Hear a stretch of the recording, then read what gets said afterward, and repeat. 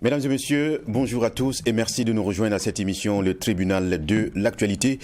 Sur rendez-vous sont donc jugés les faits majeurs de l'actualité entre approbation et condamnation, confirmation, vérité, dénégation, parce que tout simplement, nul n'a le droit de condamner qui que ce soit, quoi que ce soit, sans un jugement conséquent, et vous le savez, c'est tout un plaisir que de vous retrouver. Merci encore une fois de nous rejoindre. Commençons par vous partager cette pensée de l'intellectuel Joseph Kizerbo qui dit ceci: mieux vaut conserver sa tête que de conserver son chapeau. Mieux vaut garder notre personnalité que de préserver les divers chapeaux de développement dont on essaie de nous affabuler. Car sans la tête, à quoi servirait le chapeau? Bonne méditation en cette journée donc du 4 février 2021. Bienvenue au tribunal de l'actualité, quatrième convocation pour cette semaine. Mon nom est Loukman Sanfo et je dis bonjour au juge au siège, Geoffroy Vaha et Ben Abougma. Bonjour Président Sanfo, bonjour juge Vaha, bonjour Madame, Monsieur. Bonjour juge Bougma, bonjour Président, bonjour auditeurs et téléspectateurs. Bonjour également à l'équipe de réalisation de cette émission du jour et merci à tous ceux qui nous suivent à travers nos différentes plateformes, à savoir Facebook Live et également sur notre chaîne YouTube. Alors, ce matin, on va parler encore une fois de l'actualité et vous le savez qu'en début de semaine, cette semaine, nous nous intéressions aux différents rapports des institutions de contrôle de la gouvernance au Burkina Faso. Alors, dans celui de l'ASELC, il a été révélé qu'en 2018, 3 ministères ont enregistré des montants les plus élevés en termes de dépenses irrégulières. Il s'agit du ministère de la Sécurité, le ministère de l'Intégration africaine et des Burkinabés de l'extérieur et le ministère de la Culture, des Arts et du Tourisme. Et donc, le syndicat national des artistes musiciens du Burkina, Sinamub, a saisi l'occasion pour porter une appréciation sur la gestion de leur ministère de tutelle, à savoir celui de la culture et de certaines institutions rattachées. Et ce matin, nous nous intéressons donc à cette sortie puisque vous les avez entendus il y a quelques jours. Nous recevons pour vous le secrétaire général du Sinamub à la personne de Abdoulkader Ouattara, alias Almami Kadji. Bonjour. Bonjour Président. Bonjour Monsieur le juge. Bonjour. Bonjour merci pour l'occasion. Merci encore une fois de vous disponibiliser pour répondre donc à nos questions. Mesdames, Messieurs, voici les avant-propos.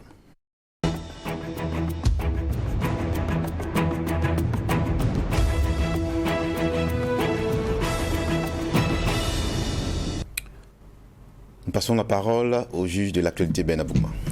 Merci Président. Mon avant-propos va concerner la réconciliation nationale. Bon, je fais un parallèle Burkina-Côte d'Ivoire parce que à Côte d'Ivoire les lignes semblent bouger parce que j'ai la une du journal Le Temps, donc de ce jour 4 février. Et voici une phrase qui m'intéresse à la une. Voici la date du retour de Kone Katina, Damana Pikas, 3 points de suspension. Et donc le journal Le Temps, qu'on qualifie de la presse bleue, réputée proche du FPI, qui n'avait pas connu d'ailleurs le gouvernement ivoirien depuis les années 2010 jusqu'à maintenant. Donc venant effectivement de l'aile de l'opposition, donc ce journal-là, ça semble être sérieux quoi. Bon, parce que en général c'est l'autre qui dit des choses qui sont, parce que souvent il y a cette presse, la presse ivoirienne, c'est ce qu'on sait. Donc il y a cette proximité, le journal Le Temps avec qui est incarné par ceux qu'on appelle la presse bleue, qui sont également aux couleurs du FPI, donc qui l'annonce, j'ai dit, à sa une. C'est vrai que je n'ai pas feuilleté, mais bon, ce que je retiens, c'est la une. Donc, et c'est même venu après 10 ans d'exil. Voici la date du retour de Kone Katina, Damana Pikas. Et le journal y ajoute comment se fera leur retour en Côte d'Ivoire, le Haut Commissariat des réfugiés à pied d'œuvre. Donc, Damana Pikas, on se rappelle de monsieur qui avait froissé les résultats de la présidentielle en disant laisse ça, qui avait fait le tour du monde. Kone Katina également, c'est ce cerveau du clan Gbagbo, en tout cas qui est très fin dans son domaine. Donc, avec qui aussi Alassane aurait tout fait pour pouvoir l'avoir, parce que c'est quelqu'un également qui a une bonne expertise, mais il n'a pas pu. Donc, quand la presse bleue annonce, comme ça, je dis bien, les lignes semblent bouger. Donc, le parallèle avec le Burkina, c'est que vous avez une organisation de la société civile, le Brassard Noir, qui s'en prend vertement au ministre en charge de la réconciliation, qui lui reproche des faits et qui dit clairement qu'il n'a jamais été à une cérémonie d'hommage des martyrs. Il ne connaît aucun domicile d'ailleurs d'un martyr, et puis paf, qui n'est pas l'homme qualifié effectivement pour la question de réconciliation nationale. Et qui propose d'ailleurs en lieu et place de M. Diabré, Soungalo Apollinaire Ouattara, ancien président de l'Assemblée nationale et ancien ministre de la fonction publique burkinabé. Bon, et puis tac, une rencontre, une audience qui a eu lieu, et puis bon, le Brassard a redisposé effectivement à accompagner le ministre Firin Diabré, sans donner suffisamment de détails par rapport aux griefs qui ont été portés. Est-ce qu'à la rencontre, M. Diabré leur a donné un programme, un contenu qui disent que bon, je suis allé discrètement dans ces familles? Est-ce que donc, je dis ça suscite beaucoup de commentaires, mais c'est aussi l'univers des organisations de la société civile burkinabé qui s'acoquine également aux partis et formations politiques. Donc, le président est en même temps conseiller municipal MPP de la commune de Lumbila. C'est pas moi qui le dis, lui-même il a dit quand il est passé ici au tribunal de l'actualité. Il a été candidat malheureux aux législatives qui viennent de passer. Donc il y a cette démarche en même temps d'activisme politique, d'activisme de la société civile. Et à un moment donné, dans ce mélange, on ne s'en sort pas. Et donc il y a eu beaucoup de commentaires, les gens ne comprennent pas. Mais bon, comprenons qu'en même temps, ce sont des hommes politiques qui agissent également à visage découvert, parce que quand vous arrivez à Bar Campagne, être élu conseiller municipal, c'est à visage découvert, ce n'est plus un sous-marin. Mais en même temps, vous, quand ça vous arrange, vous sortez avec le bâton de l'OSC, de l'autre côté, vous sortez également avec le bâton du politique, et c'est ce mélange de genres-là qui, effectivement, prête à confusion et qui envoie tout le monde dans le décor. Alors, la réconciliation, ça doit être sincère, franche, honnête. S'il y a eu des griefs et que des divergences ont été aplanies, c'est effectivement d'inviter, mais bon, quand vous dites que vous êtes disposé sans donner d'autres formes de précision, et je le dis parce que j'ai reçu plusieurs extraits de cette rencontre-là me demandant qu'est-ce que ça vous inspire, mais je ne sais pas qu'est-ce que moi ça m'inspire. Puisqu'ils ont dit qu'ils n'étaient pas d'accord, et après une rencontre, ils sont d'accord, sans autre forme de précision. C'est peut-être la preuve que M. Diabré réussit ses négociations pour la réconciliation. Même si c'est ça, il faut dire que bon, on a aplani les divergences. Les divergences ont été aplanies par rapport à ceci, par rapport à cela. Parce qu'il y a des gens qui regardent, qui disent, mais comment est-ce que celui qui a été le chef de file de l'opposition, qui a conduit à l'insurrection, au martyr de l'insurrection, n'a jamais été à une cérémonie d'hommage et ne s'est même pas rendu dans le domicile d'un, et que c'est une OSC, le brassard noir, qui fait partie des mouvements qui ont porté l'insurrection, qui en parle sérieusement. Et qu'au détour d'une rencontre, tout a été réglé. Parce que j'ai dit, si c'est comme ça, il y a un risque que les uns et les autres se disent que c'est des petits arrangements. Comme lui-même l'a dit, il ne faut pas que ce soit des petits arrangements entre hommes politiques. Je le dis parce que ça suscite des incompréhensions. Donc quand vous voulez également sortir une parole comme ça, c'est bon de dire, bon, on a des inquiétudes, mais quand des divergences sont aplanies, c'est de dire au Burkinabé, on doit aller à la réconciliation, il y a des éléments qu'on doit dépasser, il y a des problèmes de personnes qu'on doit dépasser, il y a des détails qu'on doit dépasser, mais ça doit être fait de façon sincère, sans calcul politique. On aura compris que c'est des interrogations. C'est des interrogations. On va essayer de rentrer en contact avec le brassard noir pour qu'il puisse bien sûr s'expliquer face à cette posture-là. Alors, Geoffroy, qu'est-ce que vous avez à nous partager ce matin ? Oui, merci Président. J'aurai deux avant-propos. Comme on a un invité, j'irai très rapide et très bref. Il y a la déclaration de politique générale du Premier ministre, et donc qui devra passer devant l'Assemblée nationale. On sait que cela est consacré par notre Constitution, son article 63, donc ça veut dire que c'est un moment fort. Il devra donner les grandes orientations de ce que sera l'exécutif, ce que l'exécutif donc entend faire. Et puis, il y a l'obligation pour lui d'avoir la majorité des députés qui acquiescent pour ce qu'il leur aura présenté. Sinon, le président va le démettre de ses fonctions et puis bon, dans 8 jours, on aurait un nouveau Premier ministre. Ce n'est pas seulement que du protocole ou qu'une étape. Je pense que c'est une étape importante et on va tous suivre cela. Et puis nos rédactions sont à pied d'eux pour pouvoir rendre le meilleur de ce qui sera dit là-bas. Et puis on pourra tous l'analyser ensemble. J'ai deux avant-propos. Le deuxième avant-propos va concerner la Tanzanie. On parlait de coronavirus encore hier en avant-propos. Je vous rappelle sans commentaire ceux de la ministre de la Santé. C'est Dr Dorothy Gwajima. Elle dit, pour l'instant, la Tanzanie n'a pas l'intention d'importer l'un des vaccins utilisés dans d'autres pays tant que nous ne sommes pas convaincus qu'ils ont été cliniquement prouvés sans danger. Ça, c'est le propos de la ministre docteur. Et elle dit, nous les Tanzaniens devrons être un bon modèle pour nos pays voisins dans l'amélioration de notre hygiène personnelle et l'utilisation de nos plantes locales pour traiter non seulement la Covid-19, mais aussi l'asthme, la grippe et d'autres maladies. Et elle poursuit pour dire que ces remèdes traditionnels sont utilisés depuis des siècles dans nos sociétés et de nombreuses personnes ont été aidées, y compris moi-même et ma famille. On connaît le président tanzanien qui n'était pas trop favorable aux questions de restrictions qui avaient été prises et tout. Ils ont une posture qui est claire, ils ne tournent pas là-dessus. C'était un point de presse du 1er février. C'est pas une interview qu'elle a donnée au détour d'une rencontre avec un journaliste. Non, c'est un point de presse dûment organisé par l'exécutif. Et Dame, ministre de la Santé, a été clair sur la position de la Tanzanie concernant la question des vaccins. Pour le moment, il n'en est pas question, parce qu'il ne maîtrise pas quels pourraient être les dangers après. Et quand même, quand on parle de la Tanzanie, il faut préciser que c'est jusqu'à présent 509 cas pour 21 décès. Donc, ils comprennent aussi qu'ils ne sont pas dans d'autres proportions. Donc, point besoin d'être alarmiste, point besoin de prendre des risques démesurés. D'accord. Merci à vous, juge de l'actualité, Geoffroy Varié, également à Bernard Bougma. Et merci à tous les deux pour l'effort, en tout cas, partager ces informations avec nous tous les jours en cette tribune, le tribunal de l'actualité. Alors, merci à tous et à toutes, donc, pour votre fidélité également.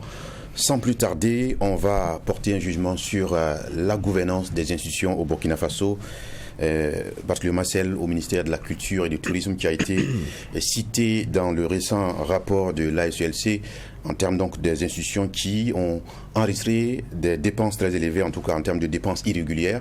C'est une occasion saisie par le syndicat national des artistes musiciens du Burkina, Sinamub, qui depuis belle lurette parle donc de la façon de gérer le ministère qui n'est pas à leur goût.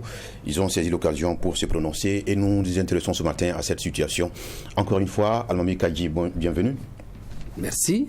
Nous savons que vous avez récemment, en tant que secrétaire général, organisé une présentation de vœux à l'ensemble donc des artistes du Burkina.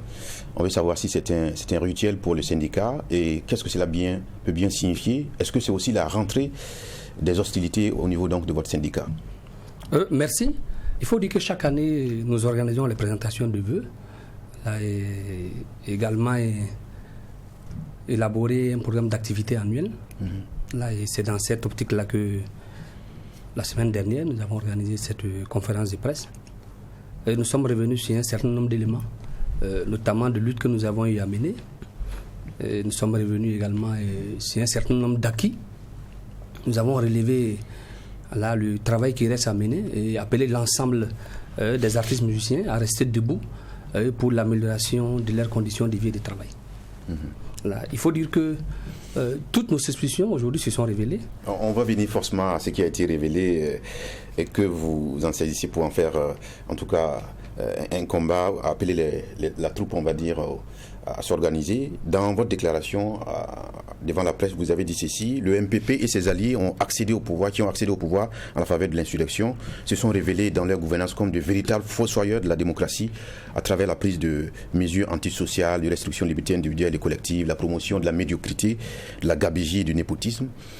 Beaucoup se sont posé la question à savoir, est-ce que vous ne dépassez pas les prérogatives donc, de la lutte syndicale? Vous n'êtes pas dans une posture d'opposant, parce que là, ce n'est pas les conditions de vie et de travail des artistes qui ont été mises en avant, mais plutôt un régime nommément cité.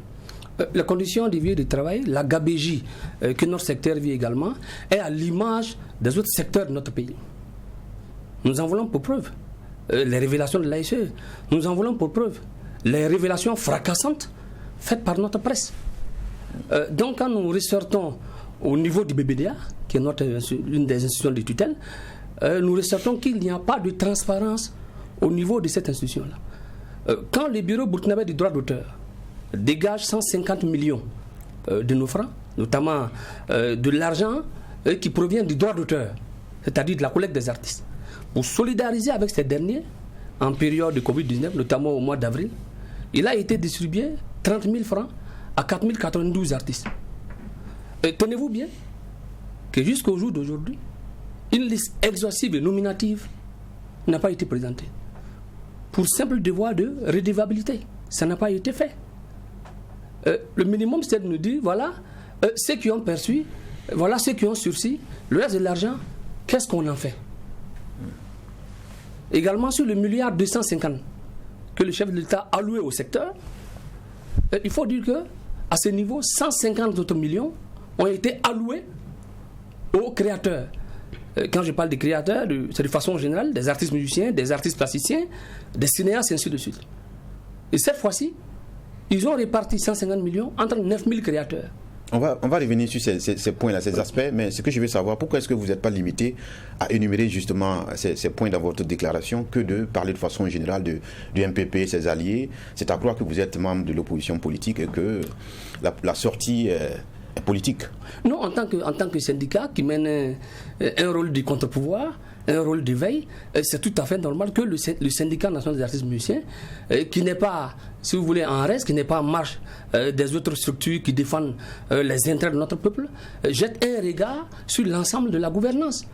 Quand on parle du charbon fin, ça a été au vu aussi de tout le monde. Voilà.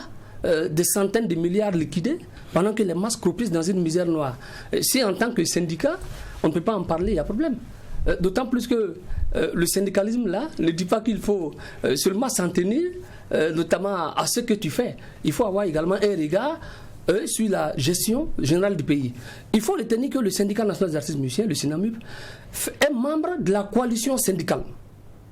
Des syndicats qui se sont regroupés pour lutter contre le pouvoir d'achat. Vous savez, dans notre pays, la vie est tellement chère. Des syndicats pour revendiquer justice autour d'un certain nombre de dossiers, de crimes de sang et de crimes économiques.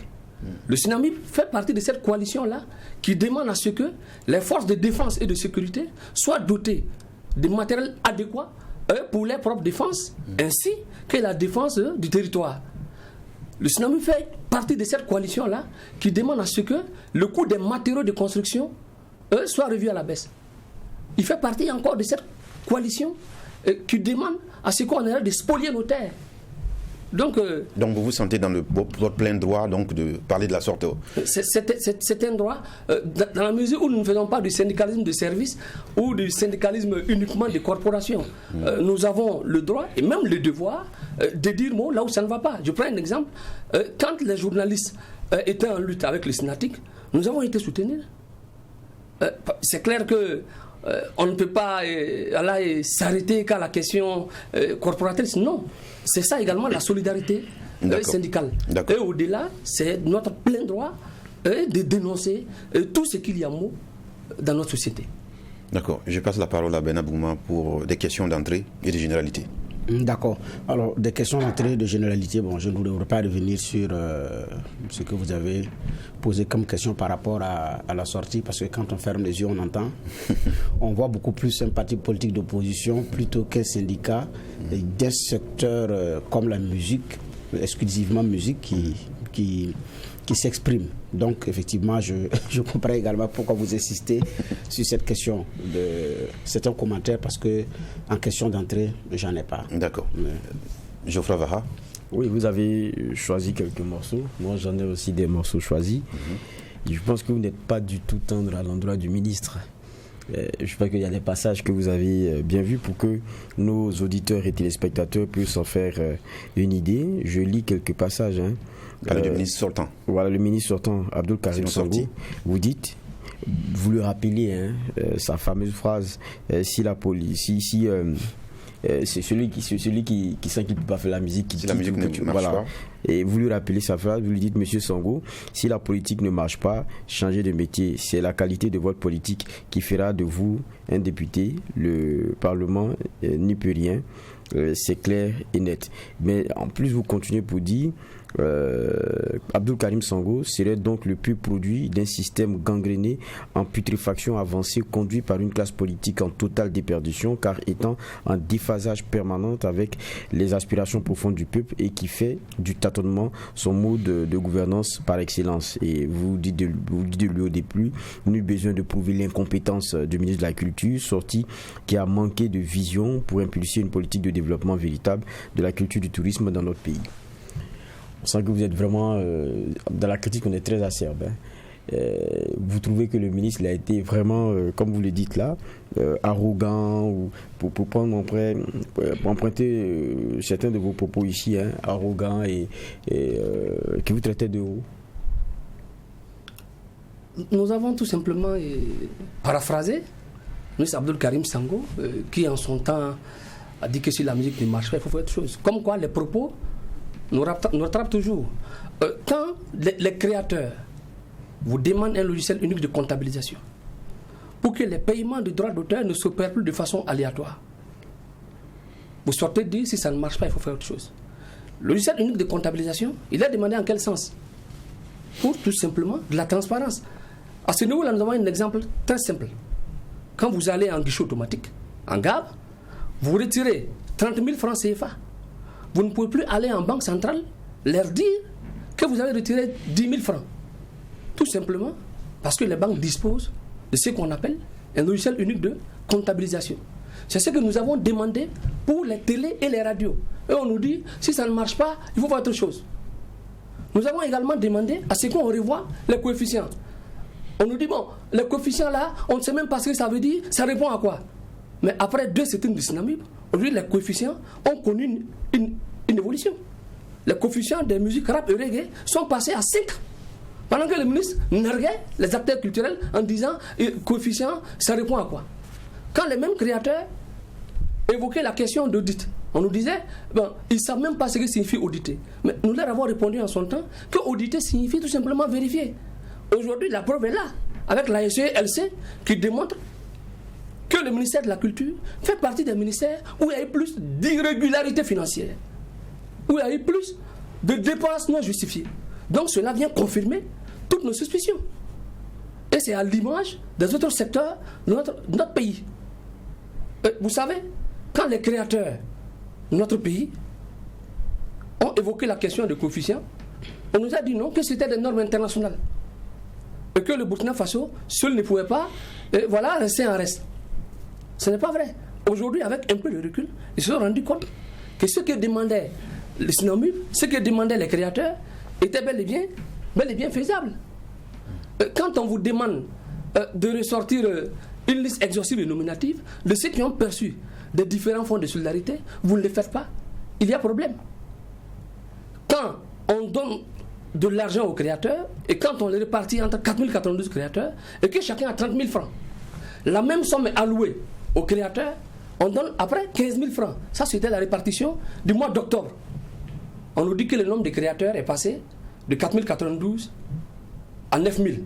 Et ça dit qu'entre avril et octobre, des gens sont nés, ils ont grandi, ils sont devenus soit artistes musiciens, soit écrivains, soit artistes plasticiens. Donc, vous voyez que tout ce que nous évoquons aujourd'hui se révèle. Si on refuse de donner des listes exhaustives et nominatives, c'est qu'il y a véritablement un problème. Nous prenons l'exemple du phonaire. Quand les étudiants perçoivent les phonaires, il y a une liste exhaustive et nominative que l'on met à disposition des étudiants. C'est également valable pour ceux de la presse. Quand les presses perçoivent la subvention, il n'y a que, devant le nom de chaque média, est mentionné son nom, ainsi que le montant qu'il a perçu. Si le ministère de la Culture ne le fait pas, si le BBDA ne le fait pas, vous savez bien, il relève bien, quand bien même il était peu, il relève du ministère de la Culture. Donc avec la complicité du ministre sortant, Abdoul Karim Sango, aucune liste exhaustive et nominative n'a été donnée. Donc vous ne pouvez pas concevoir qu'il y ait des actualisations en termes de membres de BBDA et d'artistes qui sont venus, parce que votre art est évolutif. Il y a des gens qui arrivent aujourd'hui, il y a d'autres qui partent, etc., etc. Cela est bel et bien faisable. Si c'est le cas, que l'on nous donne la liste exhaustive et nominative de ceux qui ont perçu et de ceux qui ont sursis. Si les nombres, je n'ai pas fini, si le nombre remonté, voilà, on le saura. Est-ce que vous avez réclamé la liste? Nous avons rencontré le BDA à maintes reprises à ce titre. Nous avons réclamé la liste là à maintes reprises. Nous étions obligés d'aller en sit-in. Ça n'a pas été fait. Ça nous a été dit que c'est privé, c'est confidentiel. Même votre champ, vous devez le gérer de façon correcte. Même votre champ, vous devez rendre compte pour que les prochaines cultures, les prochaines récoltes soient assez conséquentes. N'en parlons pas d'un champ public que vous gérez. Ça a été demandé à maintes reprises. Nous avons adressé une correspondance au BBDA. Nous les avons rencontrés. Mais quand on nous dit que c'est privé, et après on nous dit, bon, de toutes les façons, si ceux qui veulent voir la liste peuvent venir. Sur quelle base? on a été les rencontrer, n'ont pas reçu de liste. Tenez-vous bien, sur le restant de l'argent dont je parle, au mois de décembre, les créateurs sont assis chez eux, ils reçoivent un message pour dire qu'ils ont reçu 28 000 francs CFA. Nous avons cherché à comprendre, on nous dit que c'est le restant du milliard 250. On dit, il est resté combien? Et c'est la difficulté. Si nous allons vendre un véhicule ensemble avec le juge, on vend le véhicule, après vous dites à mamie, prenez 1 million. C'est bien. Le million, c'est bien, c'est de l'argent. Mais le minimum là, c'est de me dire le véhicule il a coûté combien. Voilà ce qu'il est resté, voilà ce que l'on donne aux créateurs. C'est ça la transparence, c'est ça le devoir de redevabilité. D'autant plus que le BBDA, c'est une maison commune, c'est une maison des créateurs. Le BBDA, est-ce que vous avez suivi tout le processus donc, de distribution? Nous avons suivi tout le processus. Le mois d'avril, les 150 millions qui ont été distribués aux créateurs, ça c'est l'argent même des créateurs. C'est le SINAMUD qui a adressé une note au directeur général du BBDA, la personne de M. Ouabou Bara, pour lui demander de prendre des mesures d'accompagnement pour les créateurs en période de Covid-19. Cela a été fait. Notre propre argent a été distribué. Maintenant, on leur demande qui a perçu, qui n'a pas perçu. On dit non, c'est confidentiel. Maintenant, au mois d'octobre, sur le milliard 250 que le chef de l'État a alloué aux créateurs, là également, 150 millions ont été affectés au BBDA. Sur les 150 millions, là, cette fois-ci, on répartit entre 9000 créateurs. On nous dit que le nombre de créateurs est passé de 4092 à 9000. Il y a véritablement un problème. Sans nous dire qui a perçu, qui n'a pas perçu. D'où l'importance de la liste exhaustive et nominative des différents bénéficiaires. Alors, sur cette question, il avait été dit qu'il y avait des conditions à remplir. Pour ceux qui avaient des spectacles, pour les organisateurs de spectacles, mais si vous aviez un concert qui était préparé, vous aviez vos billets d'avion, vous devez justifier. Oui, vous-même ici au tribunal de l'actualité, vous nous aviez dit que vous aviez des concerts de l'autre côté qui étaient programmés. Alors, comment est-ce que vous, à votre niveau, ça a été géré? Parce que bon, c'est l'occasion pour nous de savoir si vous êtes rentré en possession de ce que vous aviez investi en son temps, comme vous l'aviez invoqué sur le tribunal de l'actualité. Je ne sais pas si on se comprend. Pour le mois d'octobre, là, en réalité, ils ont voulu faire une répartition, si vous voulez, égale, équitable, avec un certain nombre d'acteurs. D'accord, qui n'avait rien à voir avec ceux qui avaient des activités qui ont été entamées par le Covid. Cela ne concerne pas les activités Covid. Ok. Donc, qu'est-ce qui a été fait? Ils ont fait le dispatching entre 9000 personnes et les gens ont perçu 15 000 francs. Et là, les créateurs cherchaient à comprendre. De 30 000 francs à 15 000 francs, ils ont dit non, le nombre a augmenté. C'est là on leur a dit, le nombre augmente subitement entre avril et octobre. Est-ce que des gens sont nés, ils sont devenus subitement créateurs?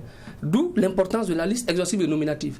Non content de cela, le BBDA au mois de décembre donne 28 000 francs à chaque créateur. En disant que c'est le restant du milliard 250. Sans dire aux gens, il est resté combien?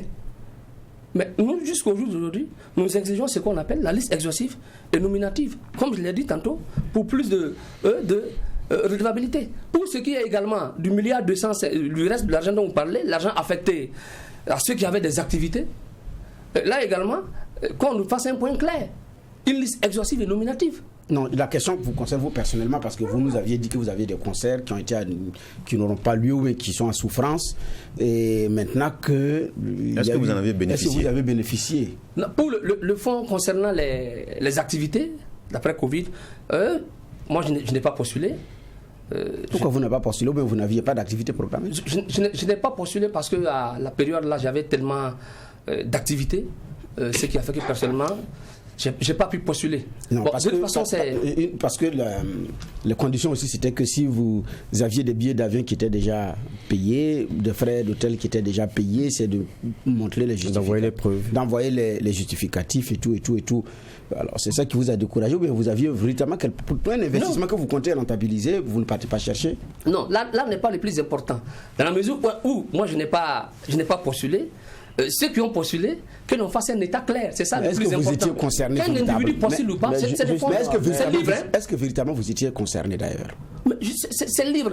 Tous les fonds que vous voyez là, ce sont des fonds qui sont de libre choix. Vous postulez ou vous ne postulez pas. Que l'individu postule ou pas, ça ne pose pas de problème. Mais pour ceux qui ont postulé, que l'on fasse un état clair. Permettez-moi d'insister. Le devoir de transparence exige que ce que vous exigez des autres exige que sur ce plateau, vous dites à ceux qui vous suivent, à vos fans, j'avais engagé tel nombre de dépenses, mais en son temps, je n'avais pas, parce que pour qu'ils ne disent pas que ce monsieur ne dit pas la vérité. C'est pourquoi j'insiste pour voir, est-ce que vous étiez concerné, si vous aviez engagé et à combien combien vous avez déjà investi, ou bien les organisateurs ont investi sur vous, que vous n'êtes pas allé chercher. Parce que c'est important aussi pour certains qui disent ça ne m'intéresse pas, j'ai mis tant mais ça ne m'intéresse pas. Parce qu'en son temps ils avaient dit s'il avait un concert, parce qu'il doit percevoir un cachet qui tombe à l'eau, il faut quand même qu'il soit dédommagé. C'est pourquoi je pose la question, est-ce que réellement vous étiez concerné ou pas?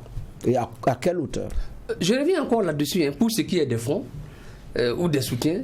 Je dis ce sont des fonds libres. Libre choix est laissé aux créateurs, aux acteurs culturels de postuler ou pas. Donc en réalité, là il faut pas se leurrer que quelqu'un ait postulé ou pas. Ce n'est pas grave. Mais pour ceux qui ont postulé, il faut un bilan clair de postulat. Après, ça n'engage que celui qui n'a pas postulé ou celui qui a postulé. Ça, c'est pas la chose la plus importante ici. À quoi cela répond, Almami, si vous permettez, on vous avait reçu sur la question sur ce plateau-là. Et puis vous disiez que vous concernant, il y avait des démarches qui avaient été entreprises et que vous aviez des engagements et vous défendiez le fait que tous les artistes devraient pouvoir bénéficier de ce fonds-là. En ce moment, ce que posait le ministre de la Culture en son temps, il a dit on ne peut pas dédommager les gens sur la bonne foi ou bien sur ce qu'ils disent. Il faut qu'on ait clairement des preuves, il faut qu'on ait un certain nombre d'éléments. Là-dessus, vous avez aussi le temps ici, vous avez donné tous les argumentaires possibles, vous avez pris votre cas. Voilà pourquoi votre cas pour nous est école. Tout à fait. Voilà pourquoi à travers votre cas, on peut se rendre compte si le ministre avait vraiment raison ou pas. Parce que sinon, je pense que moi-même aussi, j'aurais pu avoir un concert, puis venir avoir de l'argent, voilà. Juste parce que j'aurais dit que j'ai un concert. Voilà pourquoi nous vous demandons cela ici. Donc c'est important. Je suis revenu là-dessus en disant que pour ce qui est de fonds après Covid, si vous voulez, le choix est laissé à tout acteur. Oui, mais la question c'est de voir est-ce que vous faites preuve de probité et de clarté et de transparence. Est-ce que vous n'avez pas tenté de vous inscrire sur la liste et comme vous avez vu que c'était difficile, vous avez forcément renoncé? Loin de là, au nom de toute intégrité et de toute honnêteté, ce sont des choses à ne pas faire. Je ne pense pas qu'un créateur dans notre pays là puisse jouer à ce jeu-là. Nous faisons assez confiance aux créateurs de notre pays pour qu'ils aillent jouer à de tels jeux. Le comité qui avait même été mis sur place pour discuter des conditionnalités et tout, vous les avez critiqués de façon acerbe. Que ce soit la composition ou quoi que ce soit, et ce qui a été mis comme balise pour accéder à ces fonds-là, et en termes de répartition, vous avez tout mis à plat, vous avez tout critiqué sur le plateau. Voilà pourquoi je dis, à un moment donné, quand c'est comme ça, au moins la leçon veut que, pour ce que vous nous avez dit ici, vous ayez entrepris des démarches et qu'on ait le clair mot de tout cela pour comprendre à la fin les autres artistes. Qu'est-ce qui en est, qu'est-ce qui est devenu, qu'est-ce qui est survenu pour ce qui est de leur sort. Si vous-même qui êtes le le porte-voix et celui qui incarne toutes ces revendications-là, lui-même, il dit bon, sur ce plateau que moi j'avais droit à ça, j'avais droit à ceci, j'avais droit à cela, et puis la façon dont ils sont en train de faire là, on n'est pas d'accord. Le comité qu'ils ont mis en place, on n'est pas d'accord. Mais après, vous-même vous dites que moi-même je n'ai pas je pense que c'est que il y a un souci. Les explications qui ont été données ici sur les différents fonds là sont des explications quand même assez claires sur le fonds distribué au mois d'avril, sur le fonds distribué au mois d'octobre, également sur le fonds d'après Covid. Jusqu'au jour d'aujourd'hui, nous attendons cette liste exhaustive et nominative.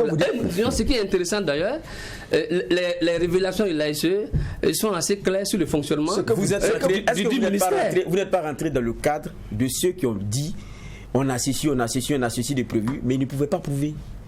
On a telle date en France, on a telle date en Belgique. Et ils pensaient que en disant vous aviez telle date en Belgique, ici, donc on va vous donner de l'argent. La question reste à ce vol. Maintenant que le ministre a demandé des preuves, on se rend compte que plus personne ne veut venir. Vos concerts étaient programmés où? Des gens ont postulé. Moi, j'étais prévu pour aller jouer en France. Voilà. Les concerts n'ont pas eu lieu. Après, comme je l'ai dit tantôt... Est-ce que vos billets d'avion étaient fournis? Vos frais d'hôtel étaient payés? Vous avez perçu une partie de votre cachet? Vous avez toutes les preuves de ça? Vous aviez tout ça? Vous savez... Il ne faut pas qu'on rentre. Voilà, on ne va pas rentrer dans un jeu personnel. Ça m'étonne que vous parlez de jeu personnel. Parce que ça commence. Il n'est pas question. Ici, il n'est pas question de la personne d'Almami Kadji. Il va terminer sa question. Almami Kadji termine sa question. Ce n'est pas forcément la personne d'Almami Kadji. Nous parlons au secrétaire général du SINAMU qui mène un combat qu'il estime noble, et qui effectivement exige de la clarté, de la transparence, ne serait-ce que même dans les propos, parce que vous dites que les propos du ministre l'ont rattrapé. Et nous, sur ce plateau, vous étiez déjà passé, vous avez fait le point de comment vous souffrez du fait qu'à cause de Covid, il y a de l'argent que vous n'allez pas percevoir de l'autre côté et vous exigez d'être dédommagé. L'heure du dédommagement arrive, vous dites que vous étiez occupé, vous n'êtes même pas allé chercher. Et nous estimons que ce n'est pas clair. C'est pourquoi nous posons la question, est-ce que vous aviez des concerts qui étaient programmés? Vous avez dit oui. J'ai demandé où? Vous avez dit en France et en Belgique. Combien? On n'a pas le nombre. Vous aviez, le billet d'avion était engagé à hauteur de combien? On n'a pas. Frais d'hôtel à hauteur de combien? Est-ce que vous avez perçu une partie de votre cachet? Vous n'aviez pas dit. Et vous dites que nous personnalisons. Non, nous ne personnalisons pas parce que sur le plateau, vous avez personnalisé votre cas et c'est ce que nous vous rappelons. C'est tout. Ou bien, Président? C'est cela. C'est tout. Bon, peut-être que... Et quand nous recevons un syndicaliste comme Barcelona Bazé, avec tout ce qu'on peut le dire contre lui, il a toutes les preuves de tout ce qu'il avance. Tout à fait. Voilà. Avec écrit il vient avec une pile de documents une pile d'ailleurs. De documents. Et c'est quand même gage de sa crédibilité aussi. Vous savez, voilà pourquoi j'ai dit, ce n'est pas que Almami Kadji vienne parler de sa carrière et tout. Pourtant, La défense des intérêts matériaux, si vous voulez, d'un groupe et d'une organisation, ce n'est pas une question d'individu. Voilà pourquoi j'ai dit, et j'insiste là-dessus, nous attendons cette liste-là. Pour plus de crédibilité, pour plus de redébatabilité. Ça, on l'a déjà entendu. A voulu faire la preuve par l'exemple, en utilisant l'exemple qui était le sien, et aujourd'hui, il ne veut pas donner l'exemple de la preuve en nous donnant la suite de ce qui s'est fait, et en nous donnant clairement si les inquiétudes du ministre, qui étaient que les allégations seules ne pouvaient pas permettre d'accéder à ceci ou à cela, et que tant qu'on n'a pas des éléments clairs, couché, qui montre qu'on a un contrat, qui montre qu'on a eu des postes qui sont engagés, qu'on puisse avoir droit à ceci ou à cela. C'est facile de critiquer, hein. Mais c'est encore plus intéressant de dire mon cas qui avait été évoqué ici, voilà ce que j'avais de part devant moi pour prouver qu'il y avait ceci ou cela qui était engagé et moi je n'ai rien reçu. Ça, nous c'était plié et puis on disait chapeau. Notre véritable problème là, c'est un problème de transparence. Voilà pourquoi nous avons dit. Mais jusqu'à présent, vous ne nous avez pas fait la preuve aussi de votre transparence dans cette affaire. Le juge, moi, je ne sais pas par quel moyen on pourra vous ressortir encore d'autres éléments assez plus concrets. On a terminé l'émission avec ça. J'ai pris l'exemple des médias. Moi, je n'arrive pas à comprendre. J'ai dit que quand les médias, moi je peux parler, je ne sais pas si pour m'entendre, je vais parler quand même. Oui, allez-y. Vous avez tout le temps pour parler. Voilà, merci. Donc, il faut dire que ce que le syndicat demande là, c'est seulement de la transparence. Il y a des fonds qui ont été alloués aux créateurs. Je n'ai pas fini, M. Bouma. Je n'ai même pas compris. Et sur ces fonds-là, nous demandons à ce qu'il y ait transparence. Voilà pourquoi nous avons dit que nous n'accepterons pas que le BBDA et le ministère de la Culture soient la vache laitière de quelques individus au détriment des créateurs. Ce n'est pas juste. Quand vous utilisez de l'argent, si vous voulez, de l'argent de ceux-là même qui font fonctionner la boîte, et après, vous ne rendez pas compte, il y a véritablement un problème. Pour ce qui est du ministre, quand nous disons que les propos rattrapent, c'est bel et bien clair que les propos du ministre, ils sont revenus. Parce que ce que nous avons demandé, je ne pense pas que c'est de la mer à boire. Quand nous demandons un logiciel unique de comptabilisation, pour que les paiements ne s'opèrent plus de façon aléatoire, quand nous demandons des listes exhaustives et nominatives, quand nous demandons en clair une politique, voilà, pour valoriser la culture de façon particulière, voilà, la musique, notre pays, on nous dit si ça ne marche pas, il faut faire autre chose. Il est clair que le syndicat a avancé un certain nombre de choses. Quand nous prenons l'illégalité du directeur général du BBDA, M. Ouabou Bara, nous avons ressorti clairement que le DG est illégalement assis, d'autant plus que l'article 26 du BBDA, en son sein est assez clair. Il dit en aucun cas, un membre du BBDA ne peut être conseil juridique, ni employé ou mandataire à un titre quelconque dans l'administration du BBDA. En outre, il est interdit à tous les membres du BBDA de correspondre avec les employés au sujet de leurs intérêts particuliers des membres. Donc, il est clair. Il est conseil de qui? M. Ouabou Bara est littéraire. Il est écrivain, il est éditeur, il est producteur. Tenez-vous bien que les mois passés, il y a eu un comité ad hoc qui a siégé pour modifier les 10 articles. Dans le même comité, le même DG du BBDA, le sieur Ouabou Bara, a siégé. Donc vous voyez qu'il n'y a véritablement pas de transparence au sein de la boîte. Au-delà des listes même exhaustives et nominatives que nous demandons, vous voyez qu'il y a également un problème d'illégalité qui se pose. Quand vous mettez un comité ad hoc en place, dans le même comité ad hoc, vous siégez. Donc il va de soi que tout ce qu'il y a comme dysfonctionnement, notamment le refus de rendre public les listes exhaustives et nominatives, ça en témoigne de toute l'illégalité et de toute la gestion opaque et mafieuse que vit cette structure-là. Donc en tant que créateur, on nous doit quand même un certain nombre d'explications, notamment un minimum de réservabilité. Nous sommes revenus là-dessus le plus souvent. Il y a que le BBDA fait 86 employés. Si les 86 là, il n'y a que 7 qui sont payés par l'État. Le reste là sont payés par le droit d'auteur. Pour également parler de transparence, nous allons au niveau de la copie privée, qui fait pratiquement chaque année plus d'1,7 milliard, qui doit être redistribuée de façon équitable. Jusque-là, ce n'est pas fait. La téléphonie mobile également.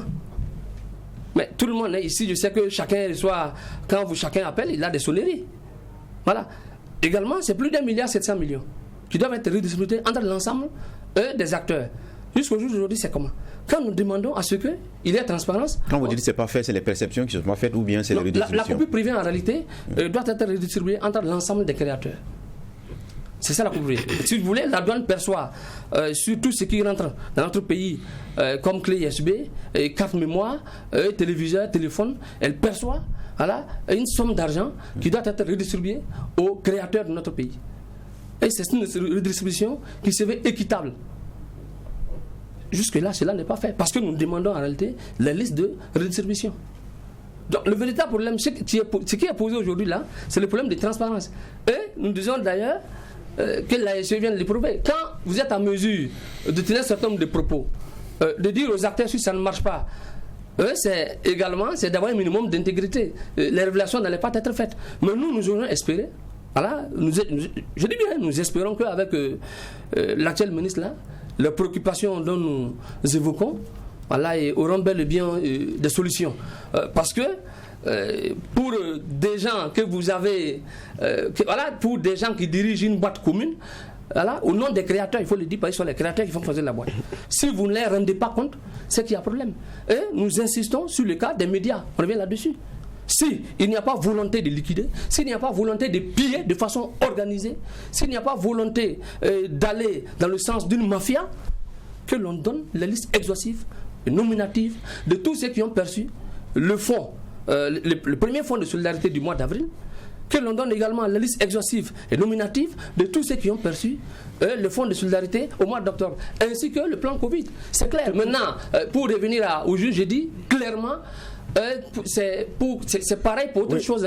Mais j'ai l'impression pour des questions de choix, quelqu'un peut postuler, pas postuler, c'est comme le FESPACO, le CAO. Aussi, des gens peuvent s'inscrire, j'en viens. Il est donné libre choix à quelqu'un d'aller postuler ou non. Mais le plus important pour nous là, c'est le devoir de réservabilité. Ce que j'ai évoqué concernant l'article 26. Vous voyez, il n'est aucunement une question de débat individuel. Il n'est aucunement une question de s'acharner sur un individu. Donc, comment on appelle encore, l'égalité même ici pose problème. Nous ne nous acharnons pas sur Almami Kadji. Almami demande un minimum de transparence et de redevabilité à des gens. Et nous, des téléspectateurs nous suivent. Et sur la base de vos affirmations, nous vous demandons également un minimum de transparence et de redevabilité. Ce n'est pas plus que cela, ce n'est pas de l'acharnement, c'est chercher à savoir si le HD du Sinamub, si ce qu'il a affirmé sur le plateau, est-ce que c'était vrai ou ce n'est pas vrai. C'est tout ce que nous demandons. Maintenant, si vous refusez, nous prenons acte et nous allons avancer parce que nous n'allons pas nous éterniser, là-dessus. Mais la célèbre phrase, si ça ne marche pas, il faut aller faire quelque chose qui semble courroucé. Nous avons reçu le ministre ici. Le ministre a dit, il peut avoir peut-être mal employé des propos, mais Einstein l'a dit bien avant, c'est depuis des années. La folie, c'est de faire toujours la même chose et espérer un résultat contraire. Effectivement, si à un moment donné, les résultats ne sont pas dans ce que vous attendez, c'est une façon de faire. Vous avez demandé, vous dites que le coefficient de reggae, du rap et autres ont été relevés. Oui, même si le coefficient est relevé et que votre musique ne marche pas, ce n'est pas le coefficient qui va vous tirer vers le haut. C'est la qualité aussi. Ça aussi, parce qu'à la fin, celui qui décide, c'est le consommateur final qui décide de quoi écouter ou de quoi acheter. Les années de la crise ivoirienne ont été illustratives. Vous rentrez dans les maisons, sur les radios, les gens appelaient pour dire qu'il ne faut pas jouer la musique ivoirienne, mais rentrer dans les salons. Les DVD, en son temps, c'était des DVD, c'était la musique ivoirienne qui était jouée. Libérer mon pays, les gens ont dansé ça. Comment on appelle ça, à profusion. Publiquement censuré, mais consommé. Publiquement censuré, mais consommé par le consommateur final qui cherche la bonne musique et qui ça l'amuse d'ailleurs. Donc la réalité aussi, c'est qu'il y a un choix, il y a un consommateur final qui décide de qu'est-ce que je consomme et qui peut faire marcher ou ne pas faire marcher un produit au-delà de toute volonté affichée. Mais je n'ai pas dit que je suis satisfait de la politique de la promotion de nos artistes musiciens, des hommes de planche, des hommes, les peintres et autres. Non, ce n'est pas que je suis satisfait de l'accompagnement. Je veux mieux qu'il y ait suffisamment d'argent, suffisamment de facilité. Ça, moi, je veux ça. Mais en même temps aussi, il faut tenir compte de cet aspect qualité. C'était juste un commentaire, mais je précise que ce n'est pas de l'acharnement sur la personne de Almami Kadji, mais c'est rappeler qu'il a tenu des propos où il dit qu'il perdait de l'argent et nous voulons savoir aujourd'hui qu'est-ce qu'il en a été. Et ça, moi, je m'arrête. On a dépassé cette question maintenant. Geoffroy, vous avez une réaction actualisée? Oui, lorsqu'on écoutait Almami Kadji tout à l'heure, il disait espérer qu'avec le nouveau ministre, il y ait peut-être suite favorable à la plupart de leurs des problèmes qu'ils posent. Moi, quand je reviens à vos propos de Nouvel An, vous disiez du ministre Sango qu'il est issu d'un système en putréfaction, un système, c'est deux qualificatifs qui se suivent, mais il y a l'un que j'oublie. Et un peu en avant, vous parlez du MPP qui en matière de gouvernance est un vrai fossoyeur et tout. Je pose une question qui pour moi peut être essentielle. Il y a les faits que vous rappelez, il y a les griefs que vous énumérez, mais est-ce qu'à la fin le SYNAMIB n'est pas en positionnement idéologique vis-à-vis d'un certain nombre d'éléments quand on regarde, où on est dans la négation peut-être d'un système ou d'une offre, ou dans un positionnement, pour revenir à la question première qui était celle du président, dans un positionnement plus politique? Merci. Le SYNAMIB en tant que composant de la société ne se dissocie pas de cette société-là. Il a également des sensibilités. En tant qu'homme sensible, quand vous êtes dans un pays où les salaires des braves travailleurs sont suspendus de façon illégale, si vous dénoncez cela, si c'est ça, être politique ou aller dans un sens de logique, nous l'assumons. Si le SYNAMIB dénonce le fait que des décisions de justice ont refusé d'être appliquées par les pouvoirs en place, si c'est cette politique idéologique, nous assumons cette politique et cette idéologique-là. Si le SYNAMIB également dénonce le fait que des gens ont été assassinés de façon sommaire et que notre État refuse d'autopsier, je parle de Fahad Cissé et de Hama Balima, à quelques encablures de Seba, si c'est cette politique et idéologique, j'assume. Si c'est demander vérité et justice pour l'ensemble des crimes de sang et des crimes économiques dans notre pays, si c'est ce qui fait du SYNAMIB un instrument politique et idéologique, nous assumons cet instrument politique et idéologique là. Si le SYNAMIB dénonce le fait que les deniers publics, notamment les ressources naturelles, sont liquidées par ceux qui sont au pouvoir au détriment des masses populaires qui vivent une misère noire, nous assumons cette politique et cette façon de voir de façon idéologique là. Et pour revenir au juge Gouma, qui dit quelque chose d'assez intéressant, peut-être que certains souhaiteraient que le pays aille dans ce sens-là. Quand vous êtes dans un pays et des créateurs demandent un logiciel unique de comptabilisation pour que les paiements ne s'effectuent plus de façon aléatoire, et quelqu'un sort, le ministre sort, dit si ça ne marche pas, il faut faire autre chose. Bon, si ça peut faire plaisir, il n'y a pas de souci. Quand nous sommes dans un pays où les créateurs demandent à ce qu'on augmente leur cachet, pour ce qui est des activités organisées par l'État, telles que le FESPACO, la SNC et le CIAO, à un minimum de 1 million, vous savez, quand les étrangers viennent, souvent c'est des cachets de 20-25 millions. Même pour ce qu'on peut appeler artistes de haute gamme, comme on le dit souvent, je ne parle pas de ce qu'on peut appeler piètre en griffe, parce que ça c'est le terme favori des gens. Si vous sélectionnez des gens à une activité, c'est qu'ils sont assez bien. S'ils sont bien, il faut leur donner un minimum. Bon, si on sort, on nous dit que ça ne marche pas, il faut faire autre chose. Quand on demande de revoir les coefficients à la hausse, parce que quand on dit que le rap et le reggae sont des musiques légères, des musiques pourries, des musiques pas sérieuses, des musiques faites à base d'ordinateur, et l'on dit il faut revoir les dénominations là, ainsi que les coefficients, et on sort, on nous dit ça ne marche pas, il faut faire autre chose. Vous savez, voilà pourquoi nous disons que diriger requiert un minimum d'humilité. Mais le ministre Abdou Karim Sango, il n'est plus ministre. Le SNAMIB en tant qu'organisation demeure. C'est ça la réalité. Et nos préoccupations là, nous nous battrons pour qu'elle s'améliore. Mais si la musique ne marche pas, il faut faire chose. Les gens sont venus dans la musique par vocation. Mais quand vous dites ça, c'est comme si on est ministre et puis on meurt ministre. On passe, c'est un passage, on n'apporte ce qu'on peut et puis on part. C'est une façon, je reviens là-dessus, j'ai dit clairement, diriger requiert un nombre d'humilité. Qui peut le dire? Qui doit le dire d'ailleurs? C'est celui-là même qui gère le ministère de la Culture. Celui qui est censé faire bouger les lignes à tous les niveaux, c'est-à-dire au niveau musical, au niveau théâtre, au niveau cinéma. Et c'est lui-même qui dit, si ça ne marche pas, il faut faire autre chose, c'est que ce monsieur-là aura échoué. C'est ça la réalité. Ça a quelque peu heurté peut-être, mais vous avez remarqué que la majeure partie des Burkinabés aussi, à un moment disait ben, écoutez, quelquefois on souffre, il y a nos oreilles qui souffrent. Est-ce qu'il n'a pas tort? Le ministre a voulu lancer le scénario à une certaine vindicte populaire, ça c'est clair.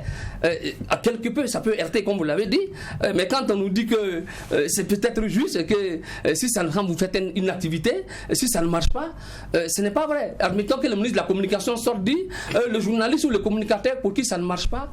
Non, ce n'est pas juste. Non, je précise mes propos. Ce n'est pas juste. Je précise mes propos. Si vous êtes censé faire bouger les lignes, et que c'est ses propos, c'est qu'il y a véritablement un problème. Je précise mes propos. Il est connu que si vous voulez de l'amélioration dans ce que vous faites et que ça ne marche pas, vous ne pouvez pas faire la même chose et espérer un résultat différent. C'est dit, ça c'est, j'ai même dit, c'est une citation de Einstein que j'ai pris.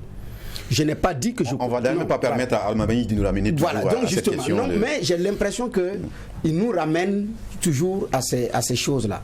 Alors moi, ce que je voudrais savoir, si en tant que syndicaliste, il vous arrive de reconnaître les efforts consentis par un pouvoir quelconque, parce que quand on regarde, on fait le bilan, jamais sous, en tout cas, on va dire rarement, dans le magistère donc des ministres qui sont passés, qui ont géré ce ministère-là, les réformes qu'on a pu voir se réaliser au bénéfice donc des artistes sont quand même à énumérer avec beaucoup de satisfaction. Mais vous, on a comme l'impression qu'il faut toujours jeter l'enfant avec l'eau de bain. Par moment, on cherche même à féliciter, on veut féliciter. Même les questions de coefficients, vous reconnaissez que c'est sous le magistère du ministre Sango et également de Wali Bara que cela a été fait à votre faveur. Merci bien, il faut dire que c'est à la lutte, c'est à la sueur.